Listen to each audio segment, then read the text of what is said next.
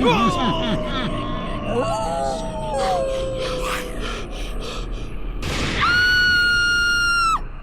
I already know what people are gonna say, too. Oh, but you were freaking out in Ready Player One. What do you mean you haven't seen? But it's like a masterpiece.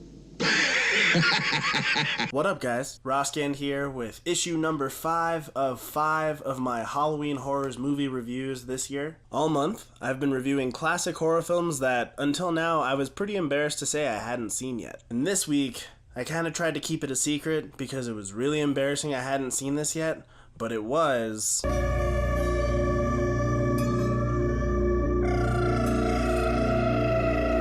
In The Shining, Jack Torrance moves his wife Wendy and their son Danny to the isolated Stanley Hotel for the winter. While trapped there in a blizzard, they encounter supernatural forces that aggravate Danny's psychic abilities and break down Jack's fragile psyche. The Shining is a masterpiece of a film.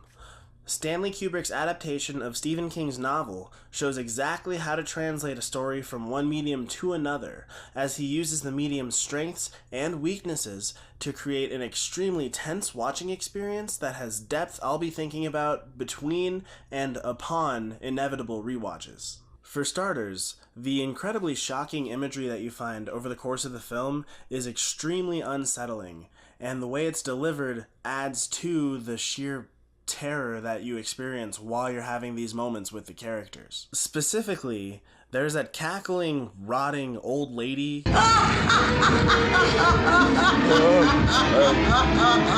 that Jack just never tells anyone about.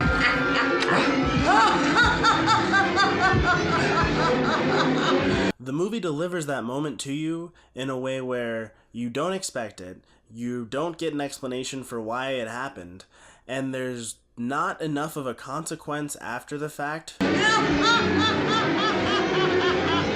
for you to really deal with the fact that it actually happened. You're kind of left going, okay, wait, what? Which is exactly what the characters are going through at the same time. All sorts of weird stuff happens inexplicably. Speaking of the characters, the performances in the film are great. Danny Lloyd gives a spectacular performance as young Danny Torrance. It might even be one of the best child performances ever. All the way from the famous red rum scene through the subtle eye shift he has before he says, "I don't want to talk about Tony anymore."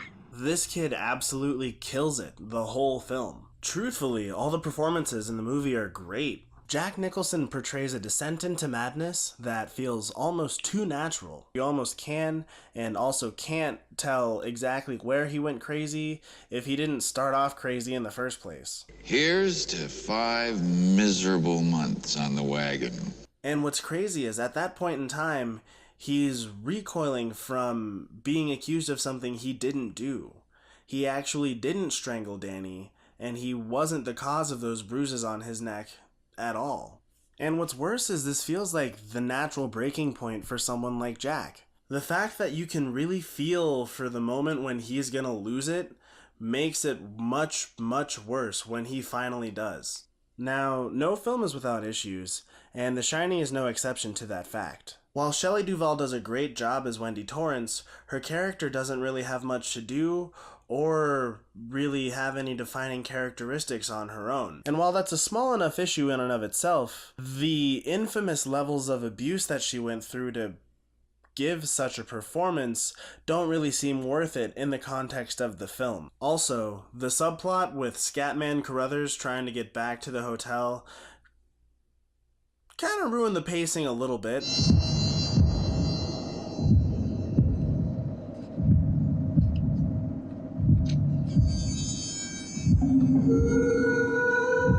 Ultimately, these aren't the biggest issues. Well, except for the abuse thing. You know, be nice to your fellow humans. But overall, they don't really hamper the viewing experience of the film. Really, by the time you get to its extremely thrilling third act, the depth and tone of the movie outweigh its issues, leaving you with an emotionally shocking experience that sits with you long after the credits start rolling. Overall, I'm giving The Shining a 19 out of 20.